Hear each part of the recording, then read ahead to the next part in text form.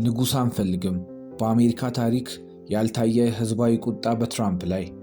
አሜሪካ በዓለም ታላላቅ ሀገራት መካከል አንዷና የዲሞክራሲ ተምሳሌት የምትባል ሀገር ናት። ነገር ግን ዛሬ በመንገዶቿ ላይ የሚሰማው ድምፅ አዲስ ሆኗል። ንጉሥ አንፈልግም። ሺዎች የሚቆጠሩ አሜሪካውያን በአንድ ድምፅ እየጮሁ ነው። ይህ ተቃውሞ ለምን ተነሳ? ማነውስ የጀመረው? ይህ የአሜሪካን የወደፊት ዕጣ ፈንታ ያሳያል? እንመለከተዋለን። ጊዜው 2016 ነበር። አንድ የቢዝነስ ሰው ወደ ፖለቲካ የገቡት። እሳቸው ፖለቲከኛ አልነበሩም፣ ነገር ግን አስገራሚ ድጋፍን አገኙ። ብዙዎች በእሳቸው ላይ እምነትን አደረጉ፣ ሌሎች ግን መፍራትን ጀመሩ። 2020 ላይ ምርጫ ተካሄደ። ውጤቱ ግን እጅግ ያልተጠበቀ ሆነ። ያ የታሪክ አስደንጋጩ ቀን ይባላል በአሜሪካ።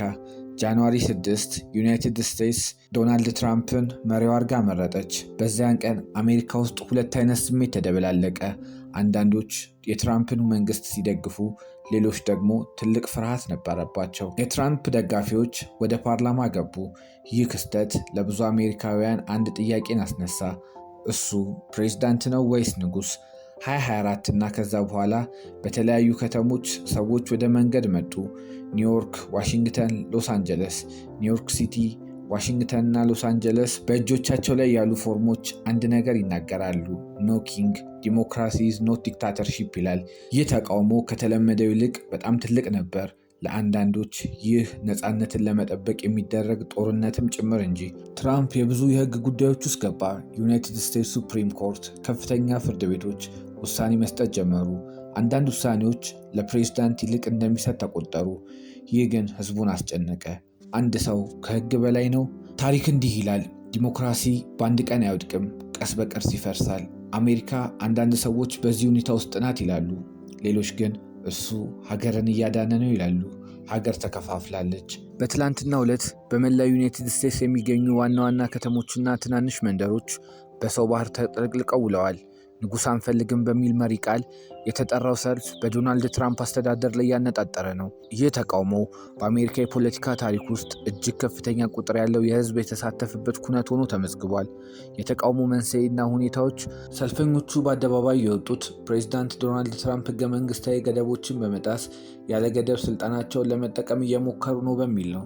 በተለይም በኢራን ላይ እየተደረገ ያለው የጦርነት ዛቻ፣ የፌዴራል ወኪሎች በከተሞች ውስጥ የሚያደርጉት ጠንካራ የኢሚግሬሽን ህግ የማስከበር እርምጃዎችና በወኪሎች እጅ የተደረጉ ሞት ተልእኮዎችና ቁጣዎች ለሰልፉ መነሻ ሆነዋል። የጥንካሬ ማሳያ: የተቃውሞ ማዕከል የነበረችው በሚኒሶታ ግዛት የምትገኘው የቅዱስ ጳውሎስ ከተማ ነበረች። በሺዎች የሚቆጠሩ ሰልፈኞች በኢሚግሬሽን ወኪሎችና ወራሪ ተቃዋሚዎች መካከል ትከሻ ለትከሻ ተገፋፍተው ቆመዋል። ታዋቂ ድምፃውያን ሀሳብ ሰጥተውበታል። ይህ ወደ ኋላ የሚያስብል ቅዠትና በአሜሪካ ከተሞች ላይ የሚደረገው ወረራ በፍጹም ተቀባይነት የለውም ብለዋል። አሁንም አሜሪካዊ መሆናችንን እንቀጥላለን፣ ይህንንም ማሳየታችሁናል ሲሉ ሰልፈኞቹ አድናቆታቸውን ገልጸዋል። ከኒውዮርክ እስከ አይሁዳይ የተቃውሞ ዲሞክራቲክ ምሽቶች በሆነችው በኒውዮርክ ሲቲ ላይ ብቻ ሳይወሰን ትራምፕ 2024 ምርጫን 66% ድምፅ ባገኙባት በአይዳሆ ግዛትም ጭምር ተስተውሏል። አዘጋጆቹ እንደሚሉት ከሆነ በሰልፉ ላይ ለመሳተፍ ከ9 ሚሊዮን በላይ ሰዎች አቅደው የነበረ ቢሆንም በአሜሪካ ከ3100 በላይ ኩነቶች ተመዝግበው ተካሂደዋል። አብዛኞቹ ሰልፎች ሰላማዊ በሆነ መንገድ ቢጠናቀቁም አንዳንድ ከተሞች ግን ግጭቶች ተፈጥሯል። በሎስ አንጀለስ ፖሊስ በፌዴራል እስር ቤት አቅራቢያ የተሰበሰቡትን ለመበተን አስለቃሽ ጭስ ተጠቅሟል። በዴንቨር መንገድ የተዘጉ ተቃዋሚዎች ላይ የጢስ ቦምብ የተወረወረ ሲሆን ተቃዋሚዎችን መልሰው በመወርወር ምላሽ ሰጥተውበታል። በዚህም ሳቢያ ቢያንስ 9 ሰዎች በቁጥጥር ስር ውለዋል። ይህ ኖኪንግ የተሰኘው እንቅስቃሴ ከጊዜ ወደ ጊዜ እየጠነከረ የመጣ ሲሆን በፕሬዝዳንት ትራምፕ አስተዳደር እና በተቃዋሚዎቻቸው መካከል ልዩነቱ ከመቼውም ጊዜ በላይ መስፋቱን አመላካች ሆኗል። የሰልፉ አስተባባሪዎች ትራምፕ አካሄዳቸውን ካልቀየሩ ተቃውሞው ተጠናክሮ እንደሚቀጥል ዘግበዋል። ንጉሥ አንፈልግም። ይህ ቃል ቀላልም አልሆነም። ይህ የታሪክ ድምፅ ሆኗል። አሜሪካ በመካከላችን ቆማለች። አንድ አቅጣጫ ወደ ተስፋ፣ ሌላ አቅጣጫ ወደ ግጭት እየሄደ ይገኛል። ጥያቄው አንድ ነው። ይህ ተቃውሞ ዲሞክራሲን ያድናል ወይስ የበለጠ ክርክርን ይፈጥራል? ታሪክ እንደገና እየተጻፈ ነው። እርሶስ ምን ያስባሉ? ትራምፕ ሀገርን እያዳነ ነው ወይስ ዲሞክራሲን እያደናቀፈ? ኮሜንት ላይ አስተያየቶን ይጻፉልን። ቪዲዮውን ላይክ ያድርጉ። ሰብስክራይብ በማድረግ ቤተሰብ ይሁኑን። ይህ አርኪ ቲዩብ ነው።